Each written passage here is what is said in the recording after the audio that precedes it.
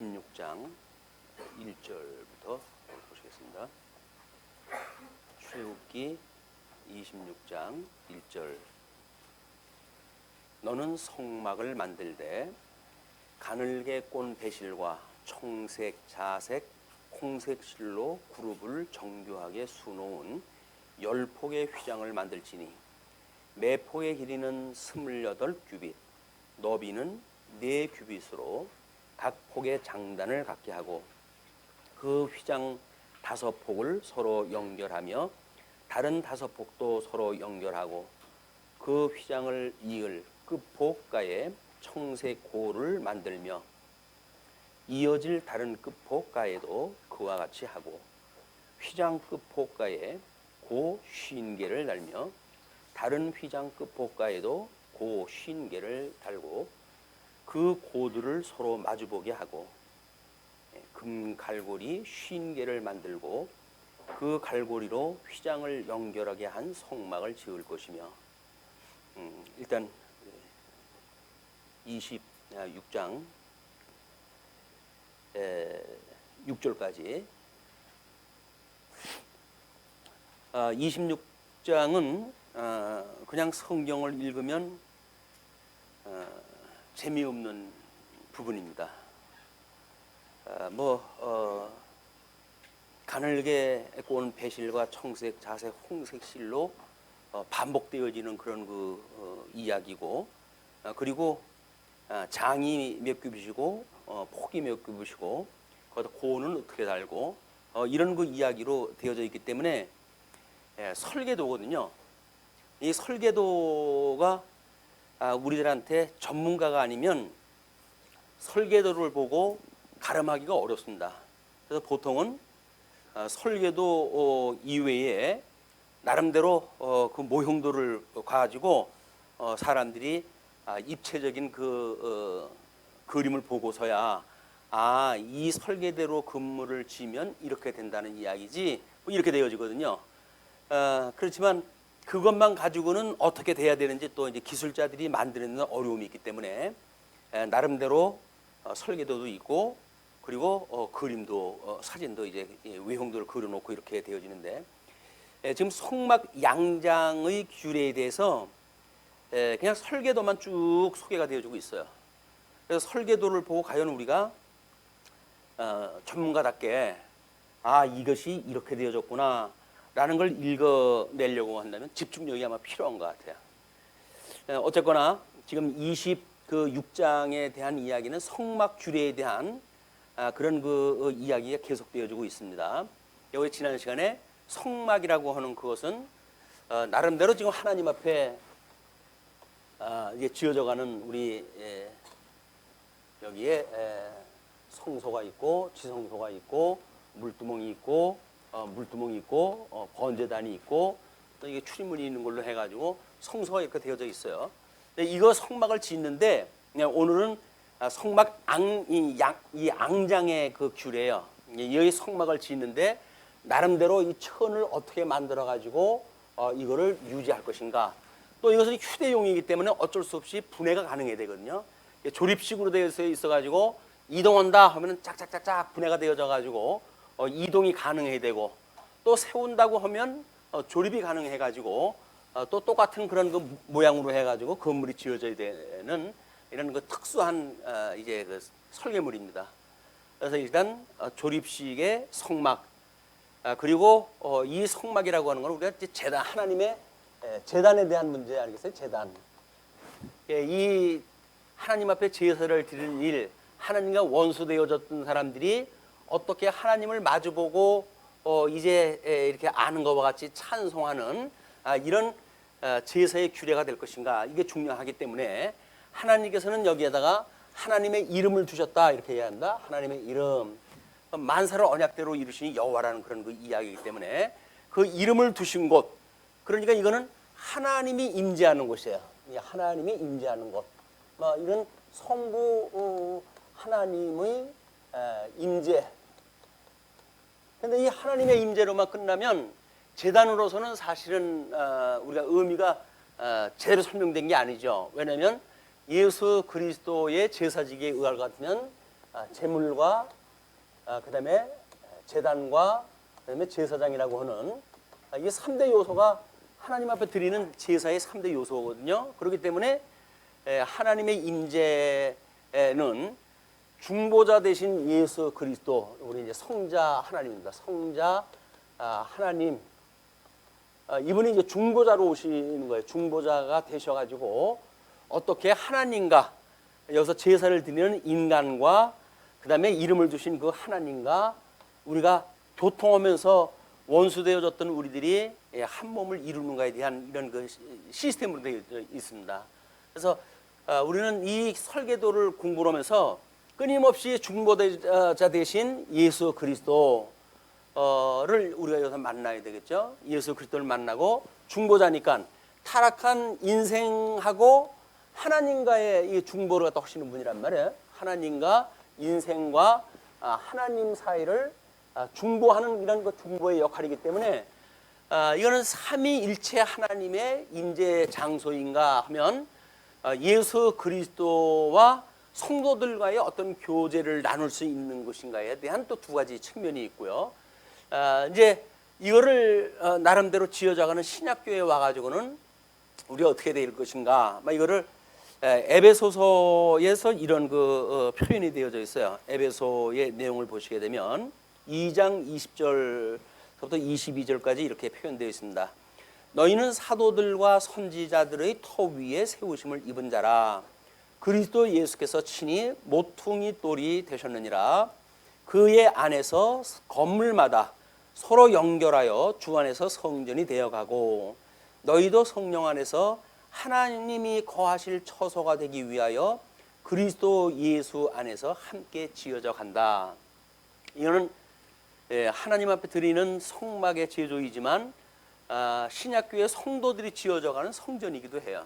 우리가 우리 인간의 구성을 보게 되면 나름대로 영과 육으로 나눠놨잖아요. 그래서 이걸 우리가 영성이라고 그랬고, 이걸 지성이라고 그랬고, 이걸 심성이라고 이야기를 했고, 이걸 감성이라고 이야기를 했고, 이걸 격성이라고 이렇게 우리 영이 있는 그런 그 인간을 나름대로 5대 인격으로 구분했다 한 겁니다.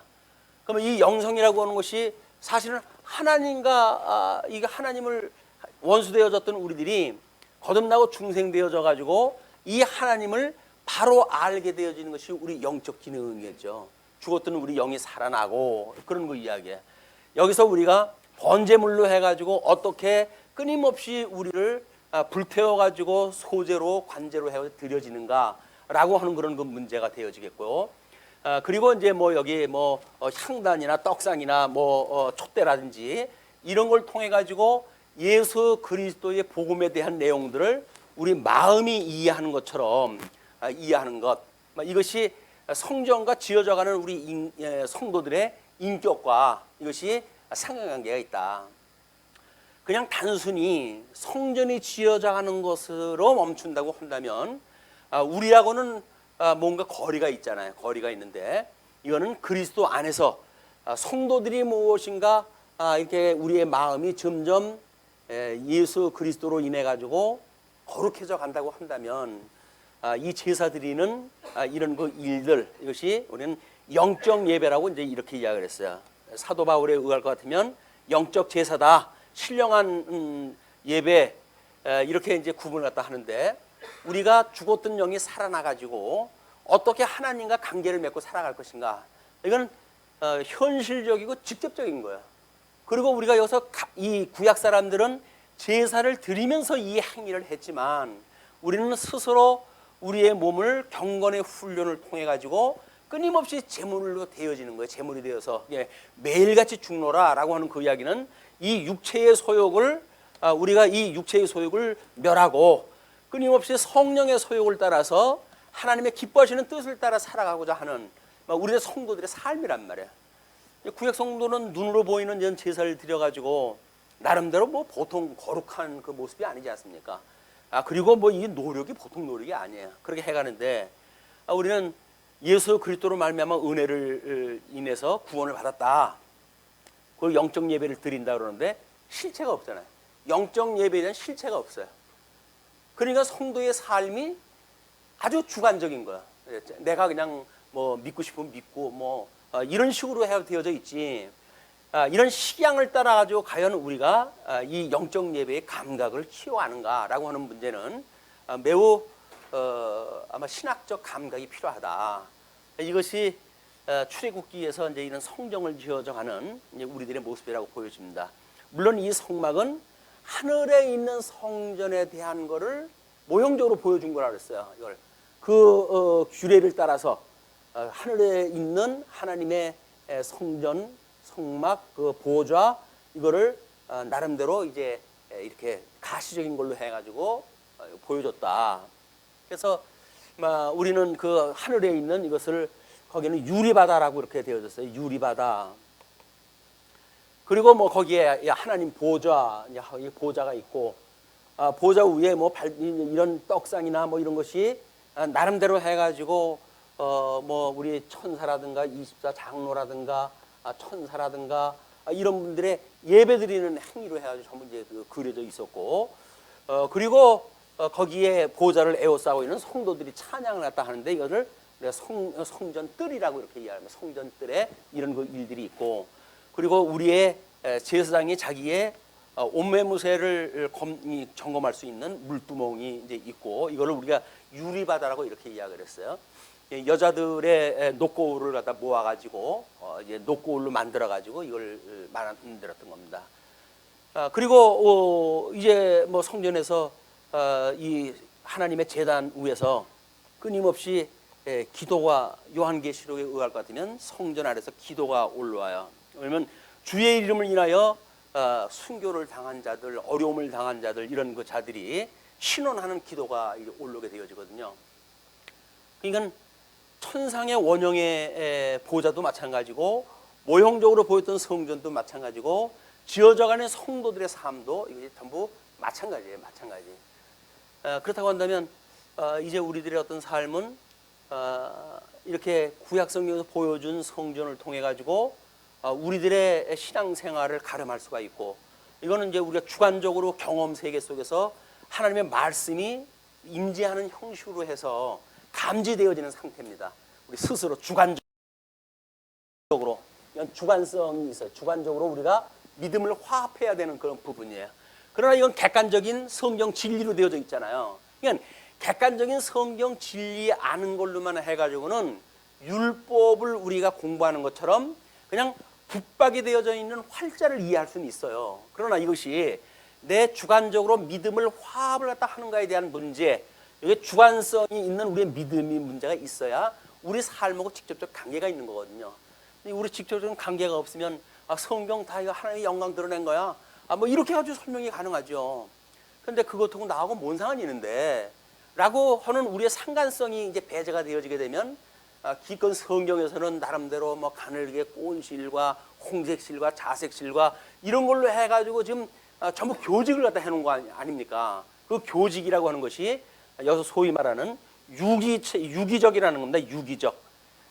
하나의 생명으로 되어져 있는 것. 그게 만들기 전에는 따로 되어 있었잖아요. 배실도 따로 있었고, 뭐 홍색실도 있고, 전부 따로 되어져 있는 거야. 그런데 그거를 꼬았다, 이렇게 교직을 갖다 하는 걸로 시작을 하면서 이제는 나누어질 수 없는 하나의 이 직조물이 되어진 거예요. 직조물이. 나름대로 여기서 성막을 짓고 있는데 성막에 대한 것이 지금 앙장 몇 개를 갖다 해서 고는 얼마로 하고 광은 얼마로 해가지고 거기다가 고리를 전부 만들고 그래서 고리를 연결할 수 있는 그런 것까지 다 만들어라 라고 이야기했다 했는데 그런 것이 이런 유기적이어서 분해를 갖다 해가지고 따로 이동할 수는 있지만 세워놓게 되면 바로 하나님 앞에 제사를 드릴 수 있는 하나의 성막이 되어진단 말이에요. 그래서 우리가 하나의 성막이라고 그러지 그거를 뭐 따로따로 이거 지을 때처럼 뭐 앙장 이렇게는 안 하잖아요. 이걸 진에 거하게 되어질 때는 그냥 성막으로 해가지고 하나의 총칭으로 되어져요. 이동할 때는 물론 뭐 법궤가 따로 가고 전부 이제 가지어 이동할 때 할 적에는 그러나 하나님 앞에 예배 드리는 시간에는 이것이 하나의 성막으로 우리가 인지를 갖다 하게 되어진단 말이에요. 이걸 한번 성막 지어가는 그런 그 모습을 쭉 따라가지고 아마 이제 신령한 하늘나라의 보좌, 모형적으로 보여줬던 성막, 그리고 그거를 신약 시대적인 이 의미로 해가지고 중보자인 예수 그리스도와 우리가 한 몸을 이루는 것이 어떤 건지 이걸 이제 볼 수가 있는 거예요. 그러면 저 인간의 모습과 이제 중보자 되시는 우리 예수 그리스도로 인해서 우리 인생의 문제가 이렇게 유기적으로 예배를 갖다 드리는 성도의 삶으로 되어지는 이런 그 내용을 한번 살펴보시겠습니다. 일단은 성막을 만드는데 가늘게 꼰 배실과 청색, 자색, 홍색 실로 그룹을 정교하게 수놓은, 그룹이라고 하는 건 뭐라 그랬죠? 에덴 동산에서 내쫓을 때에 그 에덴 동산의 문을 이 그룹과 화영검으로 해가지고 막아놨단 말이에요. 그러니까 이 그룹이라고 하는 거는 제의적인 천사장이에요. 제의적인 천사장.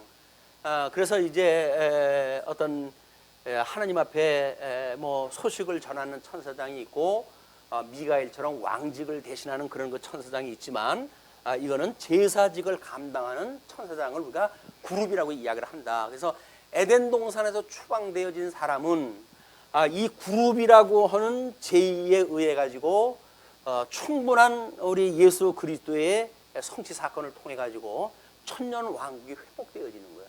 우리 천년 왕국 들어갈 수 있는 방법은 이 그룹에 승낙이 없으면 들어갈 수가 없으니까. 그래서 제의를 가지고 있는 천사장이 예수 그리스도의 사역을 다 끝이 났을 때 천년 왕국으로 해가지고 우리를 회복을 시켜주시는 그런 그 내용으로 이제 구분이 되어져 있습니다.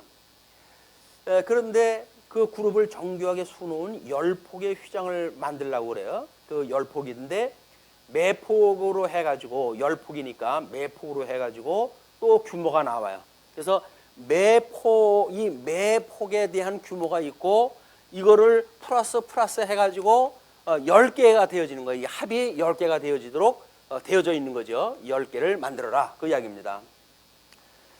그런데 만들 때에 장단을 갖게 하고 그 휘장 5폭을 서로 연결하여 다른 5폭도 서로 연결하라. 그러니 연결.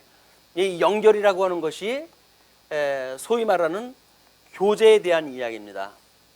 때로는 예수 그리스도를 믿는 믿음의 이야기겠죠. 우리 예수 그리스도와 묶여가지고 하나의 성도가 되어지면 이제 그 함께 은혜를 깨달아서 성도 되어진 사람들이 나름대로 교제를 나누는 그것이 연결되어져 있는 거야. 그래서 우리가 사도신경을 외울 적에도 공교회와 그리고 성도의 교제와 이렇게 이야기를 하는 거예요. 이 성도의 교제는 우리가 보편적인 교회를 보통 이야기를 하잖아요. 그러니까는 이런 구원의 감격이 없고 또 구원받은 사람들에 대한 어떤 영적 시각을 가지고 볼 수 있는 것이 없다고 한다면 사실은 운이 눈을 뜨고 있지만 눈을 감은 소경인지도 몰라요. 왜? 우리 이런 영적 우리들의 어떤 그 성도를 영적으로 감지를 하지 못하니까 다만 육적으로밖에 감지를 못한단 말이야.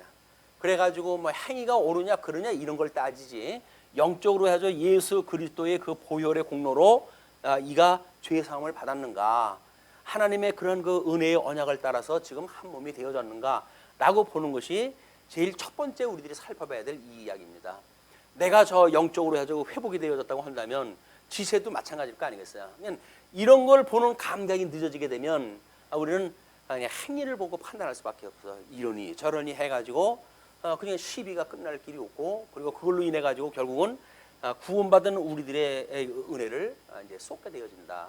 이것이 어떻게 보게 되면 우리가 이렇게 육적으로 보는 사람들에 대한 판단이라든지 그런 것들이 상대방의 이야기인 것 같지만 상대방은 지금 없잖아요.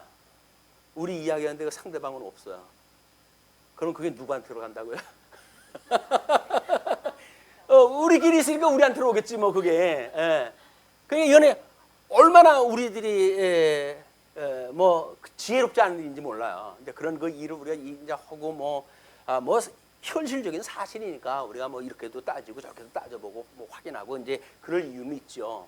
그러나 이게 지어져가는 성전으로서의 완성적인 이게 지어졌다고 이제 완성품인데, 그 완성품이라고 하는 그 이야기는 우리 신앙 고백이 거기에 정형화로 해가지고 이루어진 저 성전 하나님의 이름을 두신 곳으로 해가지고 주께서 해가는 일이시지 라고는 정답이 떨어지기까지 만약에 이 정답이 없다고 한다면 우리는 그냥 사사로운 이야기로 끝나버리고 마는 겁니다. 다행히 또 우리가 이제 점심시간이면은 뭐 이제 여러 가지 이야기를 하잖아요. 그래도 오후 시간에 이렇게 제사를 드리는 이야기를 또 해가지고 하나님 앞에 모든 것들을 다 우리가 고할 수가 있고, 그리고 우리의 부족함을 또 하나님 앞에 고백을 하고 주님께서 우리의 고백을 받아들이셔가지고 또 우리를 의롭다고 해주시는 이런 성도의 교제가 지속할 수 있다고 하는 그 이야기는 이 시간에 이 말씀을 듣는 분들한테만 해당이 되어지는 거예요. 안 듣는 분들은 어차피 뭐 모르니까 아무 상관이 없어요. 그냥 눈에 보이는 대로 판단하고 그걸로 끝나버리고 만다.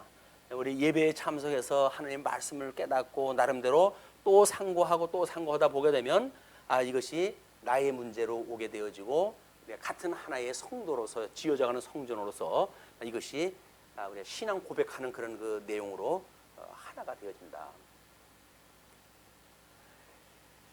그런데 그 휘장을 이을 끝복가에 청색 고를 만들며, 고라고 하는 고리입니다. 그 고리를 만들어서 이어질 다른 끝복가에도 그와 같이 하고, 그래서 이걸 우리 이제 그 어떤 휘장이 있다고 한다면 여기에 고리를 갖다 50개를 다는 거예요. 이제 고리 50개를 달아가지고 이쪽의 것도 또 마찬가지로 이제 이렇게 해가지고 이 고리와 고리를 연결시키게 되어지는 이런 것이 이제 건물 양식이니까요. 그래서 이 고리를 갖다가 만들어 갈 수 있는 이것이 성도의 또 교제의 문제예요. 우리가 믿는 것과 아는 것이 하나 되어진다. 그 이야기는 고와 연결이 되어져가지고 하나의 성전이 되어져가는 모습을 이제 나타내고 있습니다. 그리고 금갈고리 50개를 만들고 그 갈고리로 휘장을 연결하게 한 성막을 이룰지며, 요거는 금갈고리를 금고리로 해가지고 고리를 갖다 만드는 거예요. 이제 요걸 묶어내는 걸. 그럼 적어도 이 고리로 만들어지는 거는 최고의 지금 영광을 드러내는 예수 그리스도의 은혜가 아니면 안 되는 겁니다. 이게 예수 그리스도의 은혜로 해가지고 금고리로 해가지고 하나의 성도들이 되어져가는 지어져가는 성전으로 해가지고 하나의 건물이 되어지는 거야. 예수 그리스도의 사역이야. 제일 영광스러운 그런 금빛으로 해가지고 좀 보여주는 그런 그 모습이죠. 그런 뒤에 그 성막을 덮는 막, 곧 휘장을 염소돌로 만들되 그 11폭을 만들지며 각 폭의 길이는 30규빗, 너비는 4규빗으로 11폭의 길이를 갖게 하고 그 휘장 5폭을 서로 연결하여 또 6폭을 서로 연결하고 그 6째 폭 절반은 성막 전면에 접어 드리우고 휘장을 이을 끝복가에 고 50개를 달며 다른 이을 끝복가에도 50개를 달고 녹갈고리 50개를 만들고 그 갈고리로 그 고를 깨어 연결하여 한 막이 되게 하고, 이제 뚜껑을 만들 적에는 이제 필요한 어떤 그 건물 이렇게 지붕에 규격이 있으면 절반 정도는 이쪽으로 더 나오게끔 이렇게 해가지고 접어놔라 그 얘기예요. 그래야 이제 방수 역할을 다 하게 되어지고 보온 역할도 하게 되어지고 나름대로 건물로서 이게 되어지죠. 아까 이제 우리 쉬는 시간에도 그 샌드위치 판넬로 해가지고 건물 짓는 거 이제 그런 걸 이야기했는데, 뭐 두꺼운 걸로 해도 비싼 걸로 하게 되면 보온이 잘 되잖아요. 잘 되는데 짓는 사람들이 이렇게 해가지고 지붕을 이렇게 만들고 그랬을 때 이 부분을 어떻게 처리하는가에 따라서 사실은 이 구멍이 뻥뻥 뚫려져 있어요. 근데 이걸 지면 나름대로 이게 100mm면은 이걸 같은 면으로 해야 잘랐을 거 아닙니까? 그렇게 되어진다고 한다면 이쪽 거고 각이 만들어지기 때문에 실질적으로 요 맞는 폭은 얼마 안 돼요. 이거를 충분한 충진액으로 쌓아가지고 보온이라든가 뭐 이런 것들 충분히 할 수 있는 그런 게 돼야 되는데, 우리 또 삼류를 쓰게 되면 이게 아주 가장 이제 서툴른 거야. 구멍이 숭숭숭숭 뚫려져 있는 대로 해가지고, 아니 단열은 좋은 걸로 했는데 왜 이렇게 바람이 들어와? 그 이야기는 여기가 그냥 뚫렸다는 이야기예요. 이런 거를 우회 가지고 지금 남겨 이게 절반 정도를 남겨 가지고 이렇게 떨어뜨려라 그런 그 이야기죠. 전면에 접어 들이우고 이렇게 표현이 되어졌어요. 그리고 그 막 곧 휘장의 그 나머지 반폭은 성막 뒤에 늘어뜨리고 저쪽도 절반 정도를 늘어뜨리고 막 곧 휘장의 길이 남은 것은 이쪽에 한 규빗 저쪽에 한 규빗씩 성막 좌우 양쪽에 덮어 늘어뜨리고 그러니까 이쪽도 늘어뜨리고 이쪽도 늘어뜨리고 이쪽도 늘어뜨려라 이제 그런 그 이야기입니다. 붉은 물들인 수양 그러니까는 제일 먼저 안쪽에다가 이거 지붕으로 뭐 써야 될 것 그거는 염소털로 1차로 했어요. 1차 염소털. 그다음에 이제 2차로 또 그 위에다 이제 덮을 것이 있는데 그것을 붉은 물들인 수양의 가죽입니다. 수양의 가죽.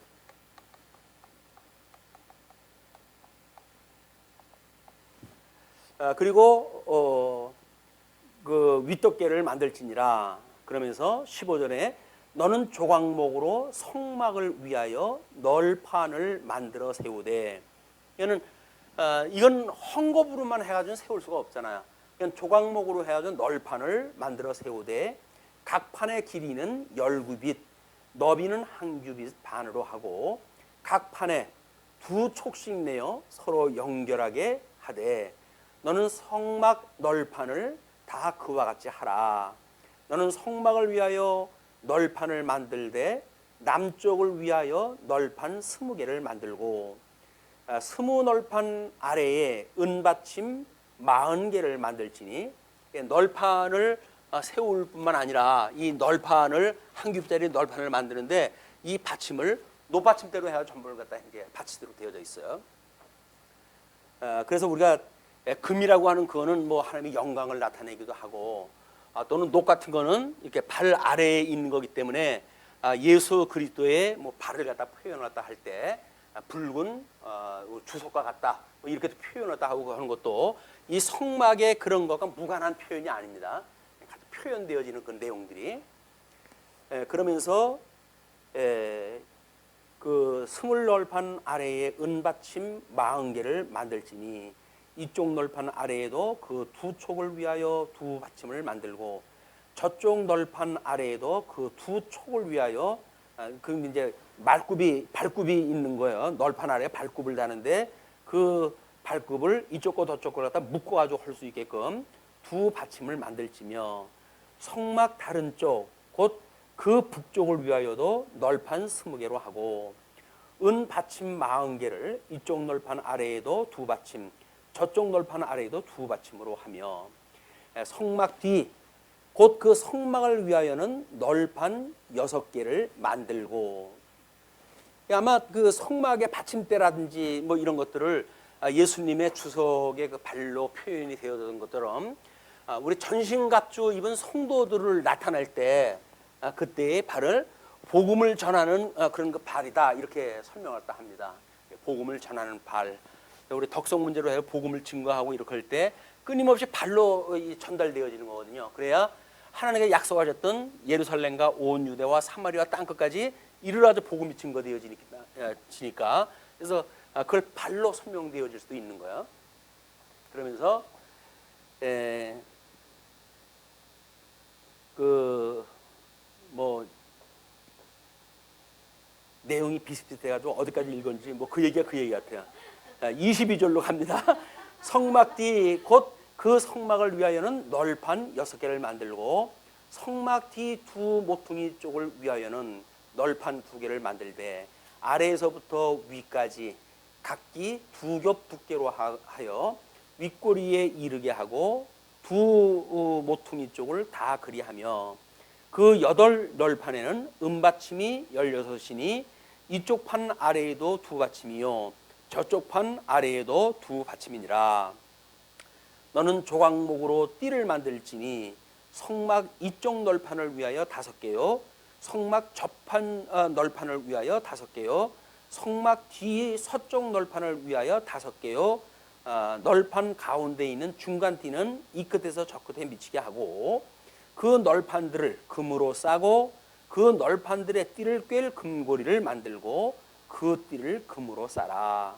너는 산에서 보인 양식대로 성막을 지을지니라. 그래서 이미 시내 산에서 신령한 하나님 나라의 보좌를 모형적으로 이제 모세를 통해서 보여줬는데, 그 모세가 이렇게 머리에 이 그림이 있잖아요. 그 그림을 가지고 성막 지을 자한테 이걸 전부 일일이 지도하고 그래서 성막을 지어져 간다. 우리는 결국은 지어져가는 성전으로 우리 이제 삶을 살아가는 거니까, 우리가 우리 중보자 되신 예수 그리스도, 이분이 어떻게 하나의 건물로 지어져 가는가. 그 건물이라고 한다면 어떤 데는 뭐 기둥도 있고 석가리도 있고 뭐 지붕판도 있고 마루판도 있고 다 그럴 거 아니겠어요. 그거를 똑같아야 된다고 생각을 하게 되면 그러면 그건 건축을 하는 사람이 아니죠. 나름대로 은사가 있고 요소요소에 필요한 것이 있어요.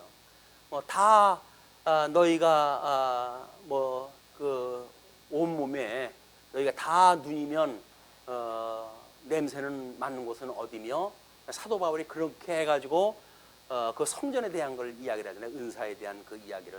그래서 세속적으로 보여주는 사람들이 어떤 세속적인 비교 감각에 의해 가지고 장로는 좋은 거, 또는 뭐 이제 섬김을 받는 어린 성도는 나쁜 것, 이렇게 보여진단 말이에요. 근데 그게 아니다.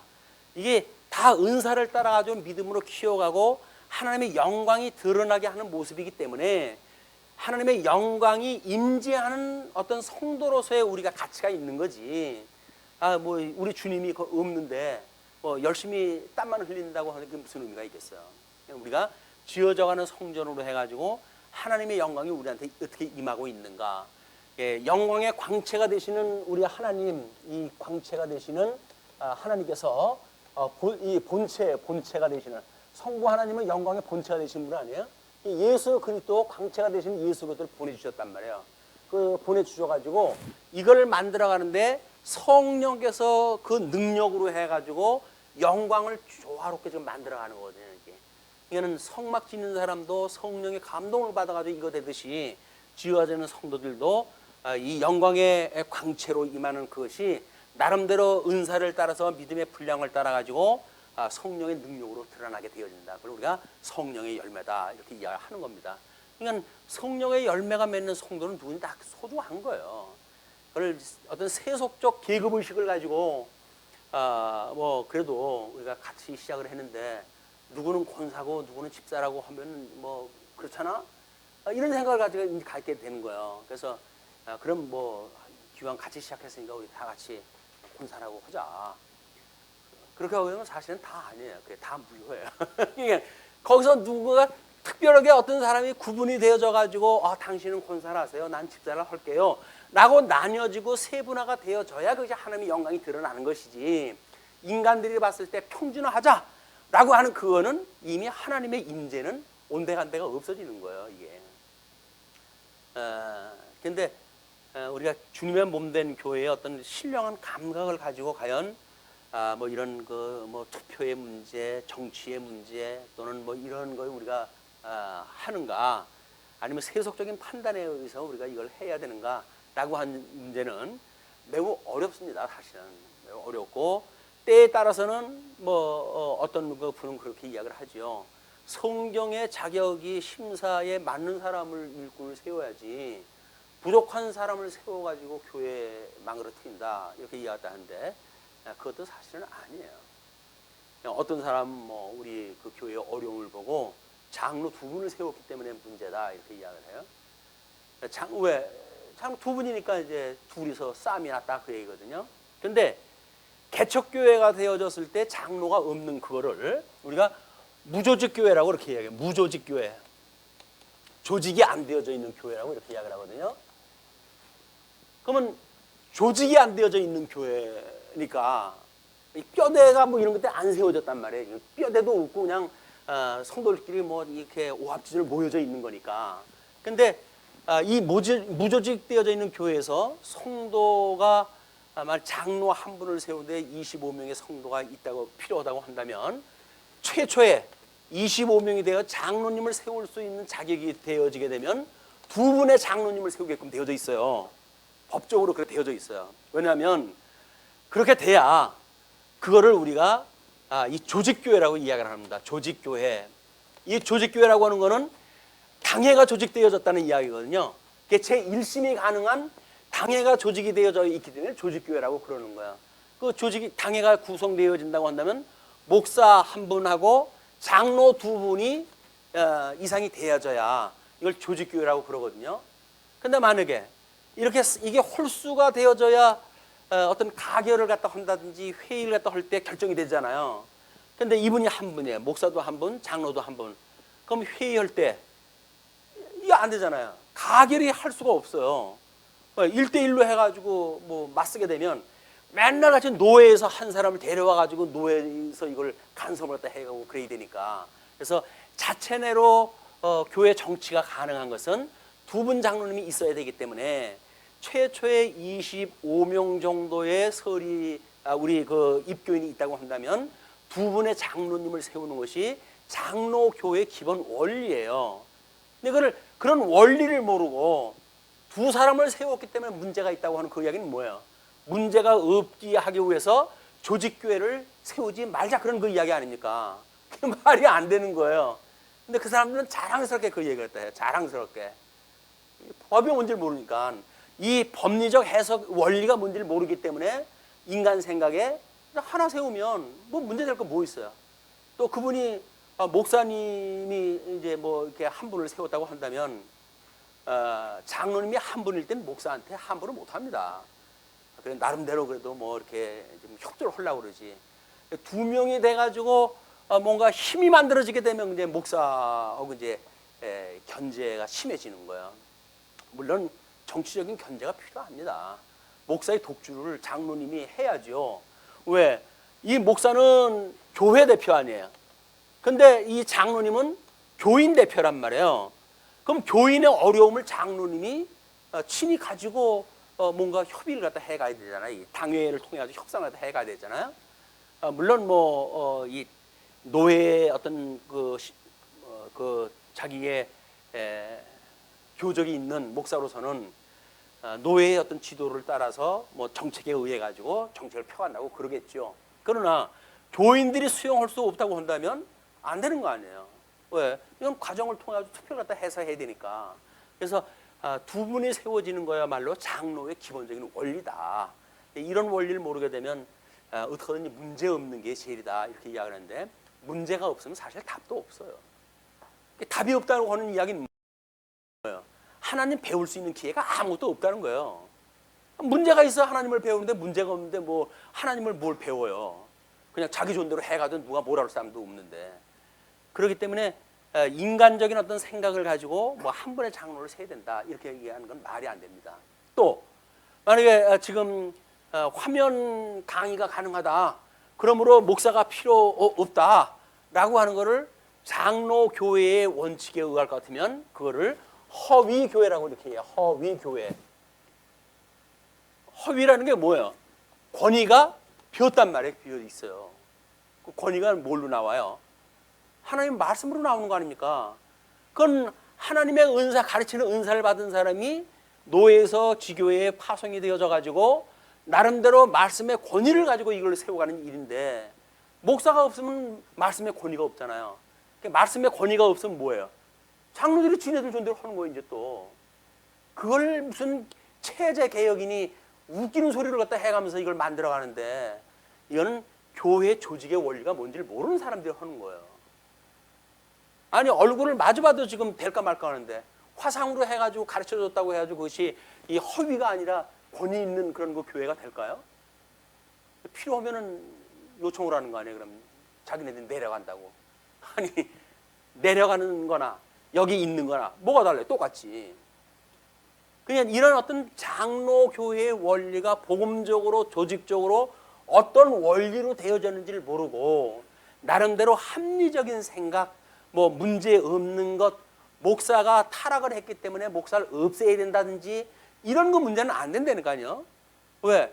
아니 타락되어진 목사도 있어야 거짓 말씀을 선포했다 하고 잘못되어진 말씀을 선포하고 그래야 성도들이 그걸로 귀 기울이고 있다가 이건 아니잖아 하는 어떤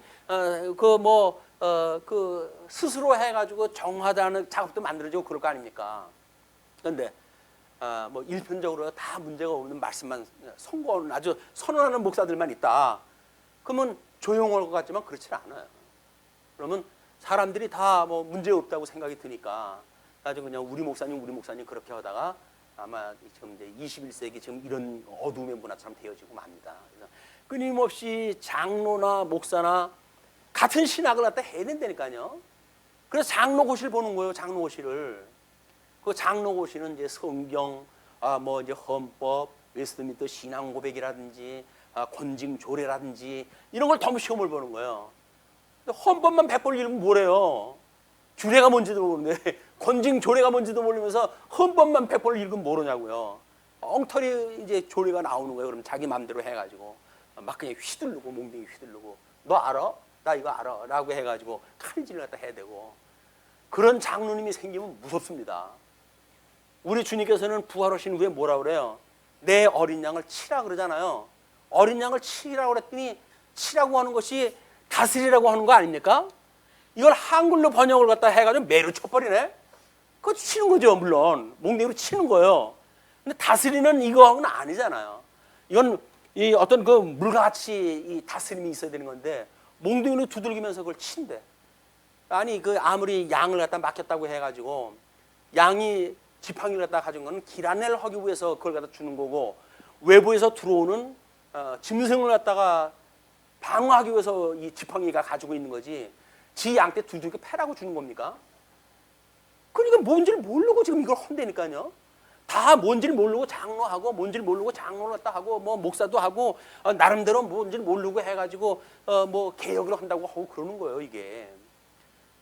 근데 이거를 이런 원리적으로 우리가 공부를 갖다 해도 그러는데 부분적인 논리를 가지고 하게 되면 100번이면 100번 다 속습니다. 그럴듯하잖아요. 또 우리 목사님 인품이 또 그럴듯하지 않습니까? 장로님 인품이 그럴듯하잖아요. 인간적 신뢰가 있다니까요. 또 매일같이 봐야 되고 매주 봐야 되고 그냥 어지간한 거는 시비 걸려고 그러지 않아요. 그래서 성도들만큼 보수적인 사람들이 없습니다. 문제 안 일으키려고 그래요. 문제 있는 거 건드리지 않으려고 그래요. 개혁 같은 거 하고 싶어 하지 않아요. 그냥 조용히 갑시다. 조용히 갑시다. 가장 보수적인 것이 교회 성도님들이에요. 근데 물론 이제 뭐 돌아서게 되면 100% 힘을 모아가지고 바뀌어지죠.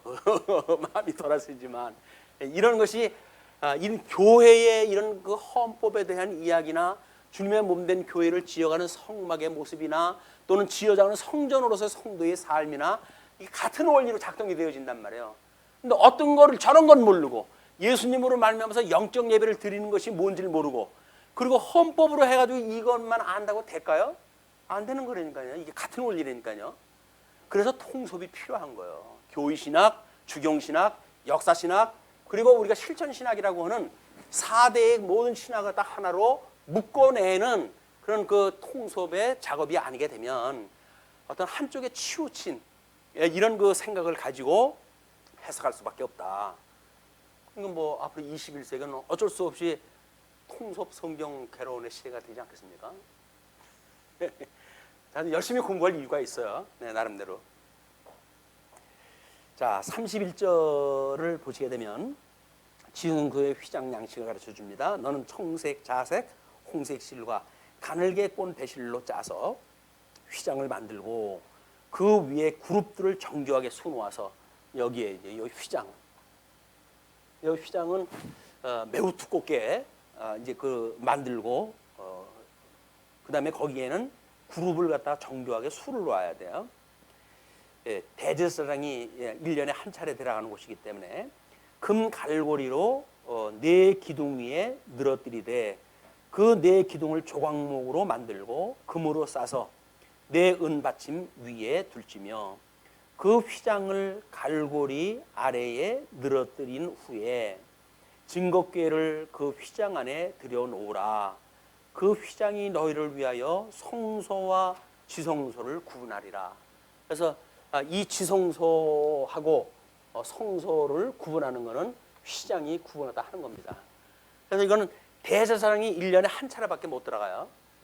대속죄일에 이제 들어가게 되어지는데 우리가 치월이라고 그렇게 이야기를 했죠. 대속죄일을 그 금식을 갖다 하고 그리고 나팔절에 이어가지고 이제 대제사장이 한 번 들어가지고 모든 죄를 사하게 되어지는 그런 그 일입니다. 그런데 예수님이 십자가에 못 박아 죽으시면서 중보자 되신 예수님이 십자가에 못 박아 죽으실 때 휘장이 위로부터 아래로 갈라지잖아요. 이게 찢어진단 말이에요. 그 이야기는 대제사장 되신 예수님이 친히 하나님 보좌로 올라가는 길이 열리게 되어지는 거예요. 그걸 우리가 승천이라고 이야기를 하는 겁니다. 예수님이 승천한다는 이야기는 휘장이 갈라져 가지고 우리가 이 여기를 휘장을 열고 들어가는 이 하나님 보좌가 있는 그곳에 예수님이 바로 올라가셔가지고 하나님 보좌 우편에 계시게 되어지는 것, 예수님의 사역이에요. 그러면 삼위일체 하나님의 사역은 그러하고, 그럼 우리도 마찬가지겠죠. 우리의 그 하나님 뜻을 우리가 분별하는 그런 그 일은 여기서 충분한 어떤 그 문제 의식과 뭐 이런 것들에 의해 가지고 우리의 믿음의 분량 뭐 이런 것들에 의해서 만들어지는 거 아닙니까? 이거는 지어져가는 성전으로서의 우리의 이런 그 하나님의 뜻 분별, 이 선한 뜻을 분별하는 것은 모든 기독교 문화의 제일 상부의 조직이에요. 그래서 우리 교회사도 보게 되면 예배사의 형식이 어떻게 변해갔는가, 여기에 예배에 대한 이야기입니다. 여기에 영적으로 하죠. 예배드리는 예배사. 여기는 뭐 우리 일반 역사 또는 뭐 이제 기독교사 전도 헐고 그랬던 선교사라든가 또는 뭐 나름대로 우리 교회사 또는 이제 이쪽 부분 정도가 되어지게 되면 정경의 변화, 하나님의 뜻이 어떻게 우리한테 계시되어졌는지 이걸 알게 되어졌을 때 비로소 하나님의 선한 뜻을 분별할 수가 있게 되어지는 거예요. 이거는 성경의 어떠한 관점을 가지고 우리가 보는 거에 따라서 정상적인 영적 예배를 드릴 수도 있고 못 드릴 수도 있는 거예요. 아니면 뭐 부분적인 어떤 제사를 드리는 일도 되어지죠. 어떤 사람이 뭐 이제 이런 그 문제를 가지고 우리도 나름대로 목사들이 이렇게 돌아가면서 노회에 목사님들이 있었으면 좋겠다. 왜냐면 자기네는 교인이 얼마 없으니까. 자기네 교인 얼마 없는 사람이 다른 데 가면은 있는 사람들 잘 교육시키러 갔죠? 그렇지는 않습니다. 성도가 없는 사람은 그럴 만한 이유가 있어요. 그래서 성도 많은 데 가면은 그 사람들이 다 흩어버려 또. 그냥 엉뚱하게 타는 사람이 그저 모으고 해가지고 복음 가르치고 이렇게 하는데 와 아주 칼질해대고 뭐 이렇게 힘쓰고 하다 보면 뭐 이런 동네가 다 있어. 그럼 갚으리는 거예요. 그래 또 흩어지는 거예요. 돌아가면 좋을 것 같지만 말씀으로 하는 데는 안 돼요. 말씀의 권위로 하는 데는 말씀이 가르치는 자에 의해 가지고 양식의 질이 달라집니다. 셰프에 의해 가지고 같은 재료를 써도 맛이 다 달라지니까요. 저처럼 이렇게 고급스러운 음식을 만들기 쉽지 않아요. 물론 맛깔나게 하는 사람이 있어요. 그걸로 해가지고 재미나고 뭐 이렇게 맛깔나게 하는 사람이 있거든요. 근데 왠지 맛깔스럽긴 맛깔스러운데 먹어도 그냥 그 뭔가 좀 우함이 없거나 이렇게 되어지기 때문에 별로 재미가 없어요. 이 신령한 하나님의 뜻을 우리가 직접 알 수가 있는가에 대한 문제는 별개의 문제다. 이걸 쉽다 어렵다 뭐 이런 문제로 해결될 문제가 아니에요. 끊임없이 우리 하나님 앞에 아버지의 선한 뜻이 무엇입니까? 우리가 구해야 될 일이고 일용할 양식을 우리에게 주십시오라고 우리가 간구해야 될 내용들이다. 말씀으로 양식을 구하지 않으면 하나님의 뜻을 분별할 수가 없는 거예요. 그리고 뭐 한 번 가르쳐주면 뭐래요. 우리가 스스로 자생력이 있어야 이걸 해독할 수 있는 힘이 만들어지고 내공이 쌓여야 되는 거지. 한번 이렇게 하세요라고 그렇게 하면 해가지고 그 일이 성공한 줄 모릅니까? 나하고는 아무런 소용이 없는데. 끊임없이 자발적으로 자생적으로 우리가 말씀을 해독하고 하나님의 선한 뜻을 분별하고 그래야 실수가 되든 어떤 그 뜻대로 했을 때 우리는 하나님 앞에 안 됐으면 회개하고 또 뭐 다시 또 도전을 또 하면 되겠죠. 근데 실수가 무섭다고 해가지고 다른 사람한테 물어봐가지고 일을 또 한다는 건 그렇게 지혜로운 일은 아니에요. 뭐 목사님들이 당신이 모든 걸 다 아는 것처럼 해가지고 뭐 이러십시오 저러십시오 이야기했다 하는데 그것도 그 지혜로운 방법이 아닙니다. 그럴 바에야 우리 하나님께서 이래라 저래라 하지. 부족한 목사를 세워가지고 왜 이래라 저래라 하겠어요. 상식적으로 생각해보면 안 되니까요. 우리 하나님이 그렇게 우리한테 맡긴 거는 어떤 인격적 교제를 통해 가지고 이 유기적 관계를 통해 가지고 하시겠다는 거예요. 이게 시간도 조절하시고 믿음의 단계도 다 조절을 하신다.